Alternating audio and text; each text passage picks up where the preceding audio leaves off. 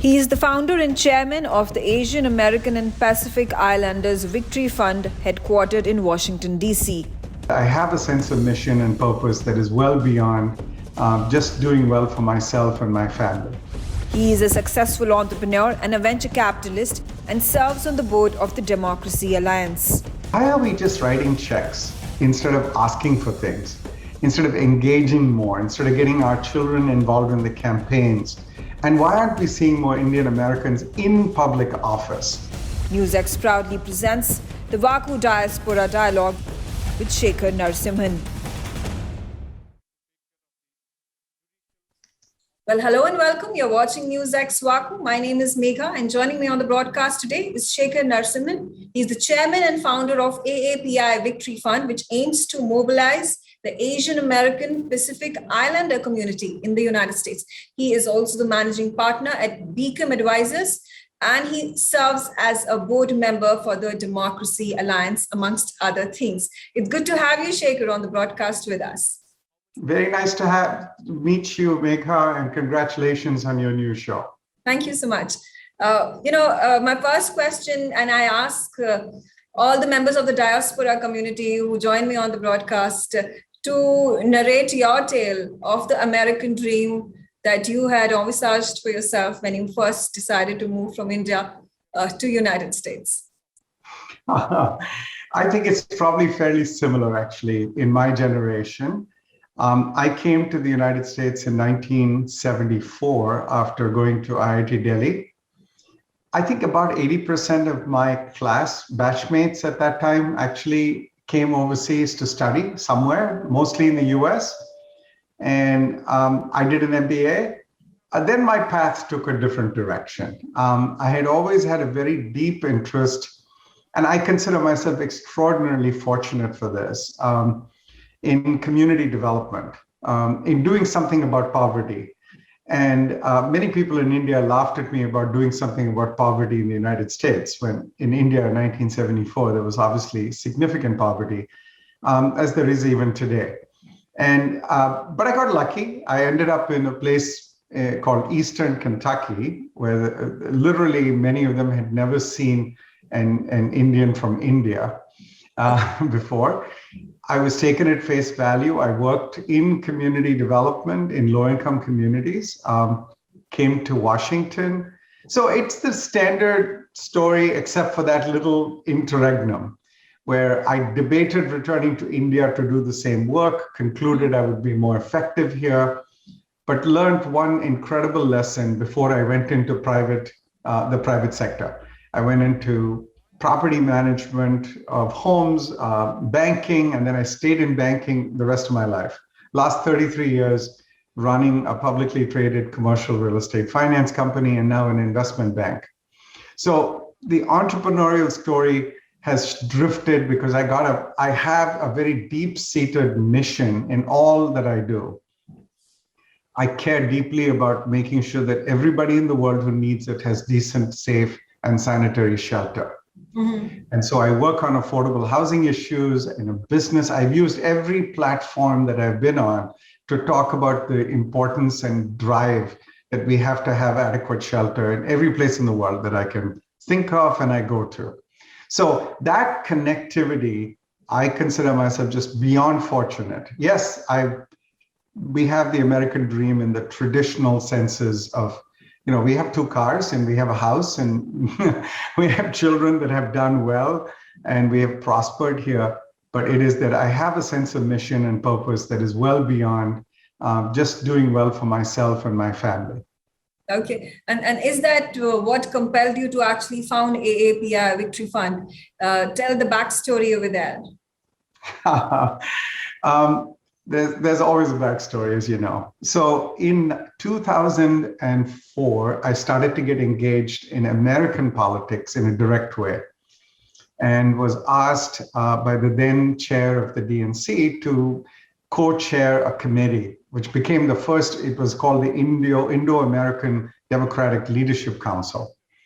And I was asked to co-chair this to help activate Indian Americans, but predominantly to write checks to Democratic candidates.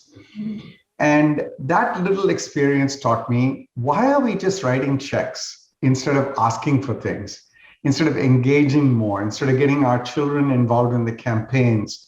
And why aren't we seeing more Indian Americans in public office? Because the way you set up role modeling is people like you, young people like you, achieve things and you are seen and people say, I would like to be like that. Just like Kamala Harris is a role model for many people, South Asians, African Americans, and women. So I just said, okay, what can I do that would actually be a game changer in American politics? The fastest growing ethnic communities in the United States are Asian American Pacific Islander. We are growing faster than any other group, faster than the Hispanic groups. And we have been, I think, for quite some time. Okay, so you specifically mentioned about one of your agendas or guiding lights to be have a liaison when it comes to different nations interacting and investing in United States and vice versa. Trade ties, investment ties, supply chains that need to be built with nations that are conducive for the growth of the mutual growth of both United States and that particular nation, and India particularly, since I'm sitting out of New Delhi and would want to understand. How do you see and how do you envisage yourself as enabling a channel to ensure that these trade ties and investment ties between India and United States will join here on, keeping in mind the current crisis that we witness in Afghanistan might also be able to impact what has been going between the two countries? Yes. So it's, I think, a multi-layered question. I start with how do we make sure there's good communications? And they have to be front channel communications, and things that happen in the open, they have to be back channels, and there has to be diplomacy, all three. We feel we have this unique ability, and you've met other leaders from the Indian American community who have a similar ability to be able to back channel, to make sure that things that are small but important don't get blown out of proportion. Because I don't mean to say anything about the press, but sometimes we like controversy in the press. It generates news. We are not interested in controversy, we're interested in solutions. So how do we play that role effectively? It requires confidentiality, it requires trust. The second important piece is really building upon what's already been created. You don't start from scratch. But if India, for example, were to become a manufacturing hub and a critical piece of the supply chain, everyone aspires to this. So I'm not just saying, not just in the US and India, but in any country that, look, we need a venue in Asia which has labor, skilled labor, facility, transportation that can do the manufacturing, can become part of the supply chain. In order to do that, you need policies in India that are conducive to it, that protect investor rights. You need policies in the United States that don't discourage investment. So if I'm saying anything publicly, it's time to do a bilateral trade agreement. It's time to codify what has already happened and say, if we have ambitious goals about growing from 150 billion to 500 billion in trade, and it's two ways, right? It's a two-way street. We need investment policies written down, codified by governments, approved, standardized, so that there's a process and methodology in place. I truly believe that these two governments can do that, and that interest is there, and it's well beyond just defense. It's really about how do we do this in the engagement in the civic sphere as well as in the economic sphere with businesses. And there has to be a big component of it that has to do with women empowerment and entrepreneurship. Because in the United States and in India, we are leaving women behind in the workforce. And we have to stop that here. We see it in the pandemic, what has happened. So there's a big thrust right now in the White House to lift that issue up, but also see how do Indians feel about this? Do we agree that it would be in the best interest of both countries to do this?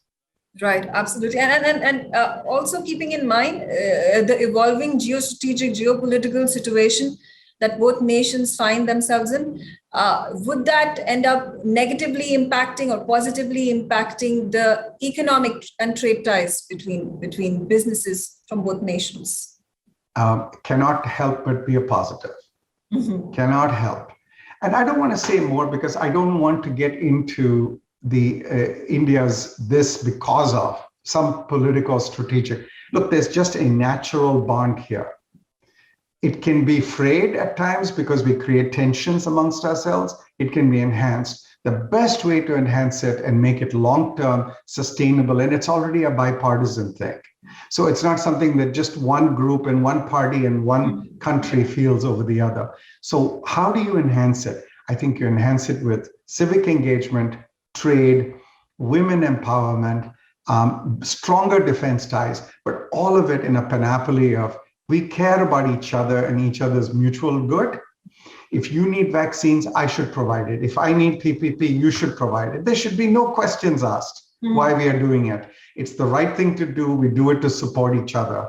And the same holds true when either country is facing an adversary. We should feel that we are together in that and we are communicating. So I see these as part of a larger geopolitical, but Megha, at the end of it, it's about two human beings, two people connecting, making a bond, executing a strategy, and then seeing their children carry it out. That's what we hope we're doing. Okay, that's a long road ahead, and you're forging it as you walk, being the chairperson and founder of AAPI Victory Fund. I wish you all the very best with all your massive goals and objectives in the future. But thank you so much, Shekhar, for joining me on this very special podcast with your insightful views about everything related to especially the Indian American community living in the United States. Thank you, Megha. Appreciate it. Good luck to you. Thank you. Bye.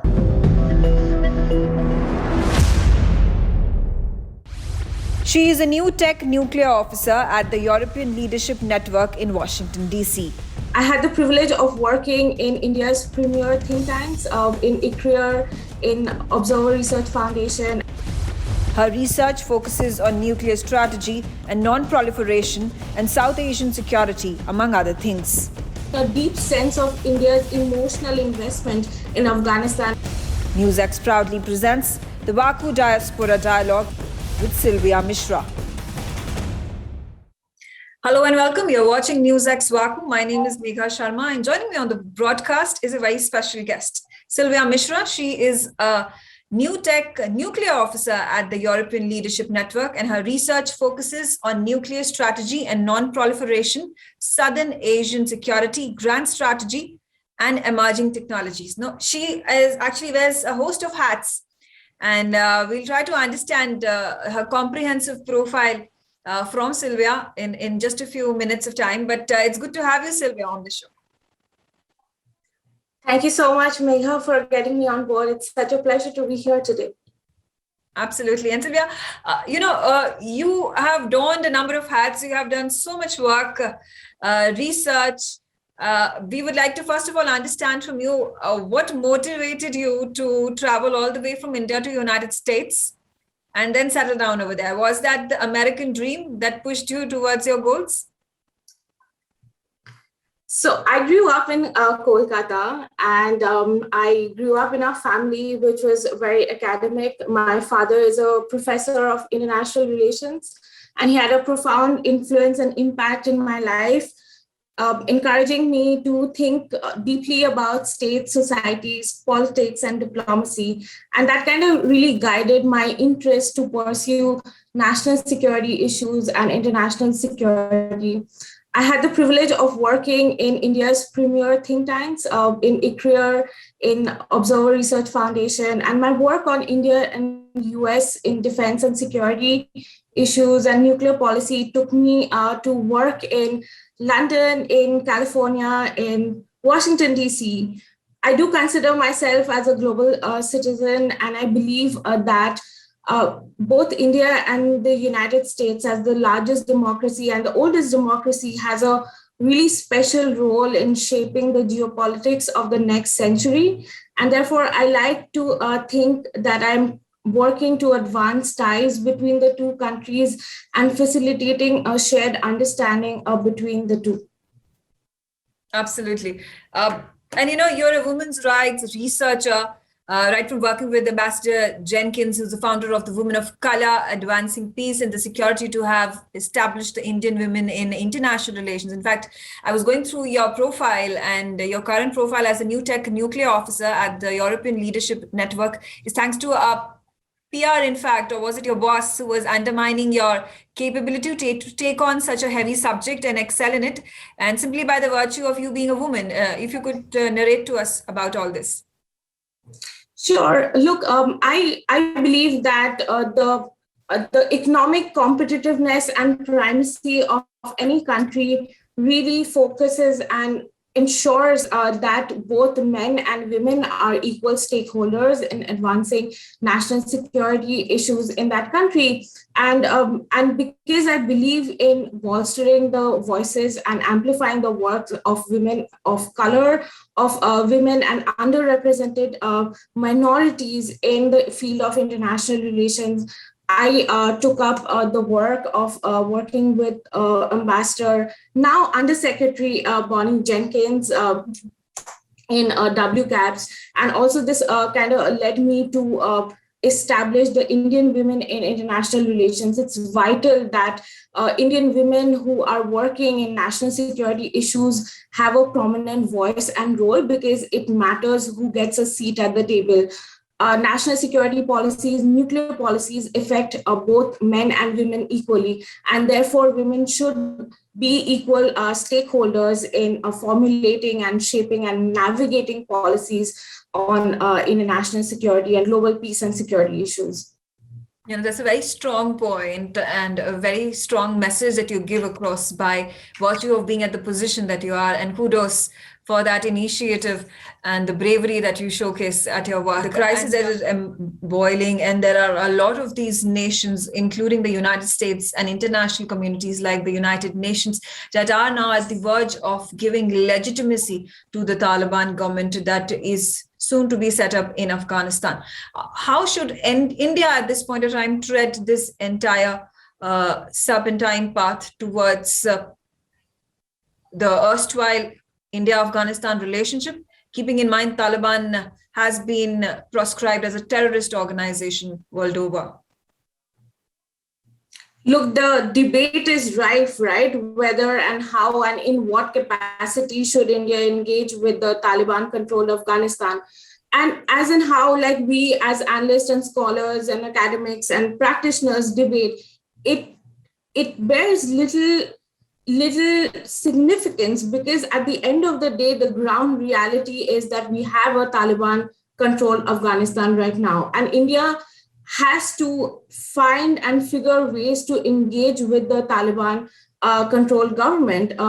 As much as we really supported, and there has been a deep sense of India's emotional investment in Afghanistan, and also now the investment of almost billion remains uncertain of India's investment in Afghanistan. But however, India would need to figure ways how to engage with Taliban, because we need to see to it that we do not encourage any kind of cross-border terrorism, and especially when we see Afghanistan and Pakistan in collusion, providing a hotbed of terror networks emanating from this region.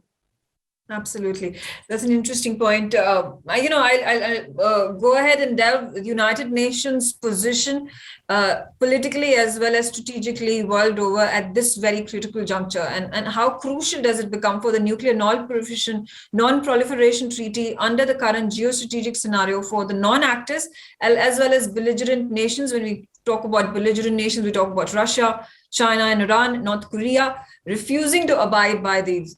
And how does the perceived diminishing clout of United States as a superpower in the world bode for the country?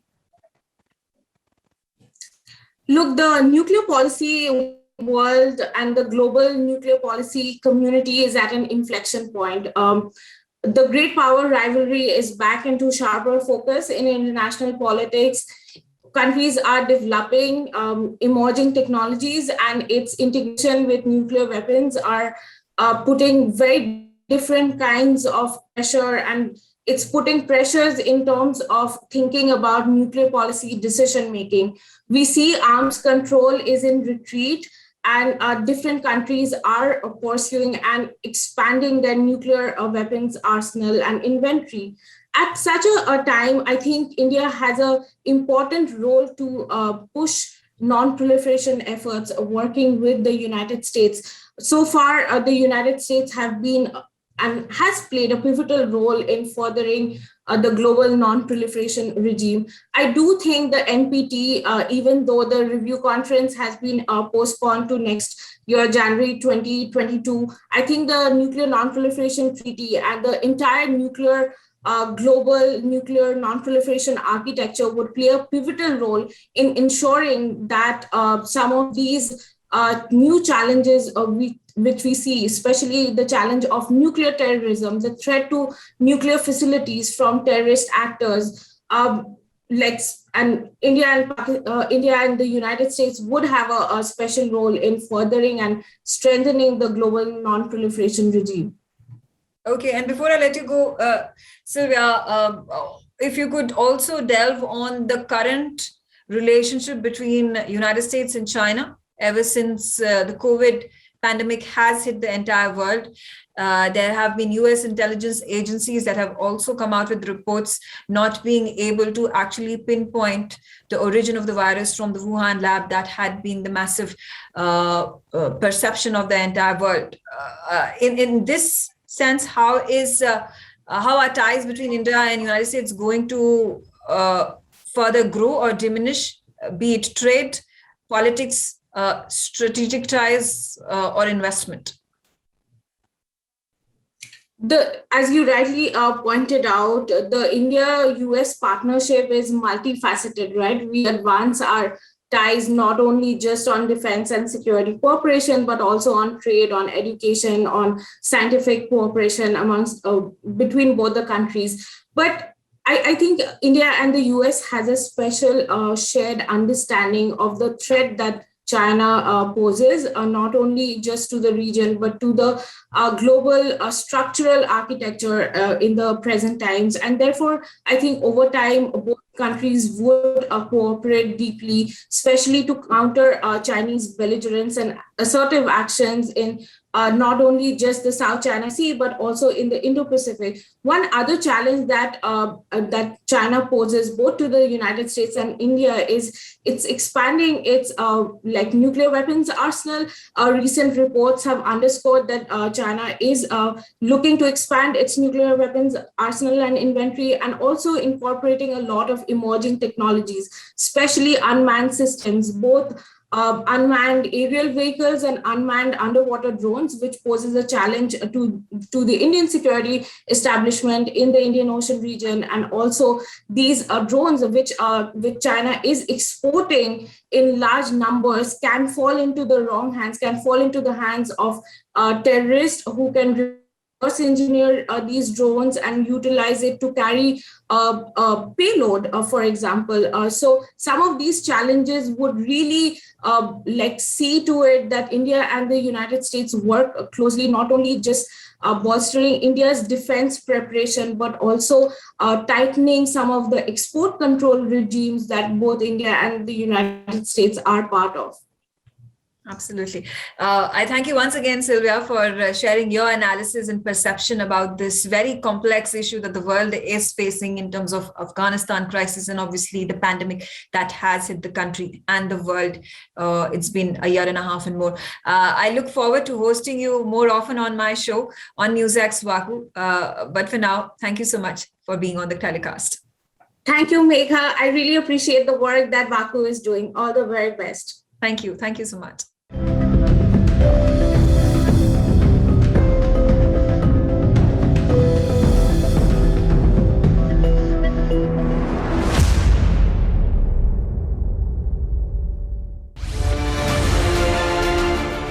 NewsX ITV network have proudly launched the VaKu Diaspora Broadcasting Network.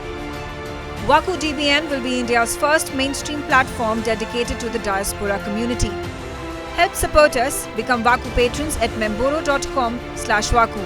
You will get the first access to our interviews, make recommendations, merchandise access, ask questions, and get a shout out of thanks on our TV shows.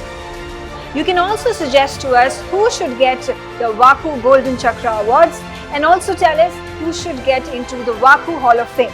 Limited memberships are available at 100 rupees per month on Memboro VaKu. Sign up now. Log on to memboro.com/VaKu.